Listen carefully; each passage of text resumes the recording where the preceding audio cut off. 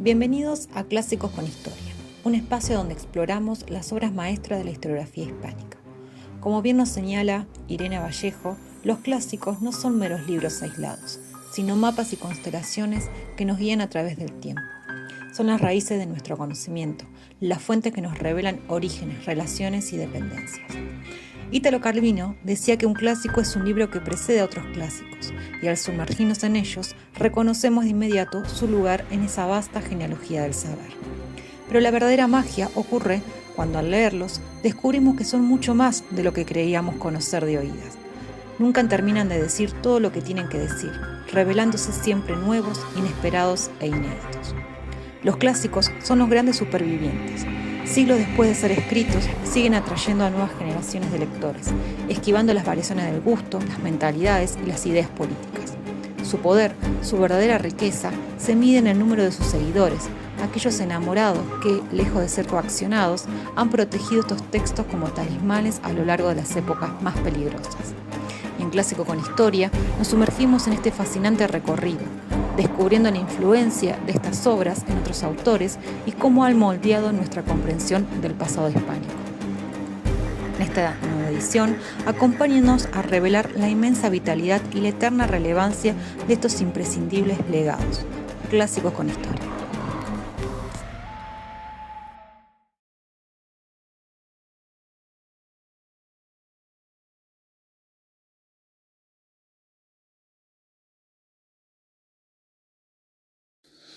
Viroco, Carlos María. La vara frente al bastón. Cabildo y cabildantes en Buenos Aires, entre 1690 y 1726. El libro deriva de la tesis doctoral del autor.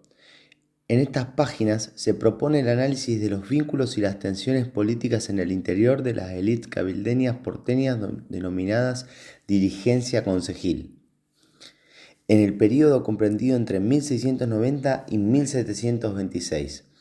El recorte temporal elegido toma como puntos de referencia la asunción del gobernador Agustín de Robles en la provincia del Río de la Plata y la fundación de Ciudad de Montevideo.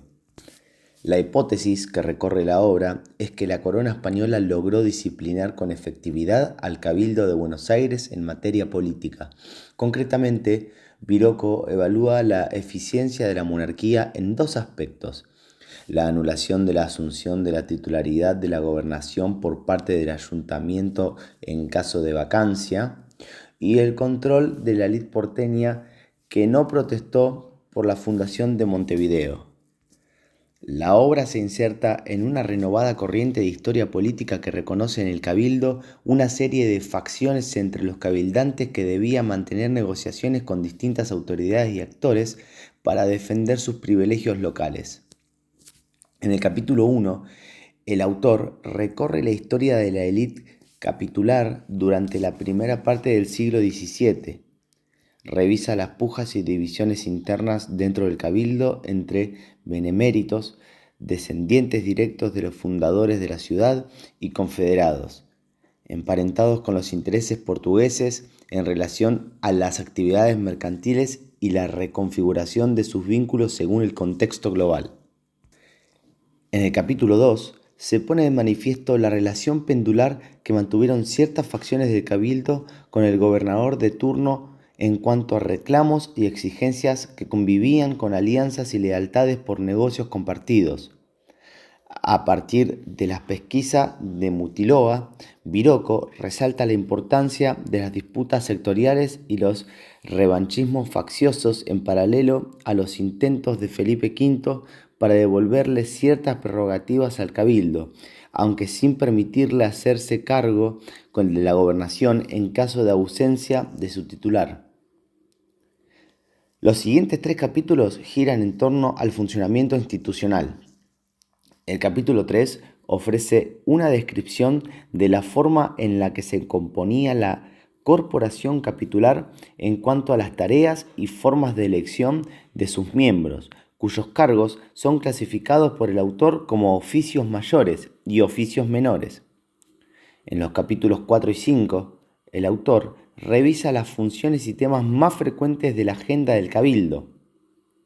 Allí se evidencian las presiones y avasallamientos ejercidos por los gobernadores en la composición del ayuntamiento y en el control de sus tareas. El autor reconstruye los asuntos de interés de los cabildantes, los cuales versaban principalmente sobre abasto de alimentos, impuestos al consumo o higiene urbana. Asimismo, Viroco identifica numerosas sesiones pasivas del cabildo en las que simplemente se concurría para labrar el acta.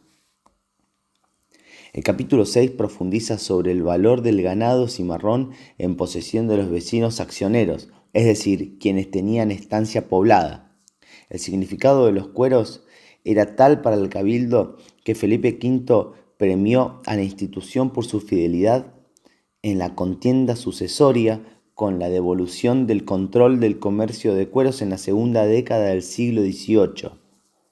El autor indica que los repartos de cabezas de ganado entre los vecinos respondían a ciertas jerarquías y situaciones familiares o individuales, a partir de las cuales despliega un marco cultural sobre las representaciones que había en la ciudad sobre pobreza, orfandad o viudez. En el capítulo 7, Viroco explora las redes de relaciones entre los diversos parentescos de los capitulares por medio de estudios de casos y elementos de prosopografía. Viroco advierte circuitos semicerrados y vínculos clientelares en la circulación de oficios, reconociendo una composición cambiante del vecindario porteño. De la misma manera, analiza las vías de acceso a cargos capitulares, venalidades, consensos y alianzas matrimoniales.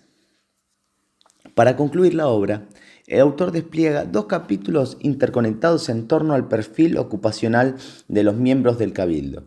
Por un lado, en el 8º, señala evidencias provenientes de fuentes primarias y bibliografía actual que apoyan la matriz comercial de la corporación.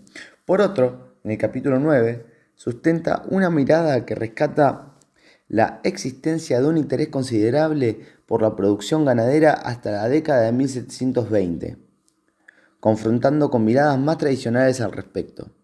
Aquí el autor sostiene su posición con testimonios directos y, en menor medida, algunos trabajos contemporáneos. La vara frente al bastón, Cabildo y cabildantes en Buenos Aires, entre 1620 y 1726, es un libro que explora un recorte histórico novedoso que abarca la Guerra de Sucesión y aporta a la comprensión del juego político porteño presente en las facciones, alianzas y redes clientelares. De alguna manera demuestra también la integración de la ciudad en la corona española. La obra demuestra que dicha inserción no fue un proceso lineal para la oligarquía local. Por el contrario, fue pendular, con avances y retrocesos y condicionado por el contexto global.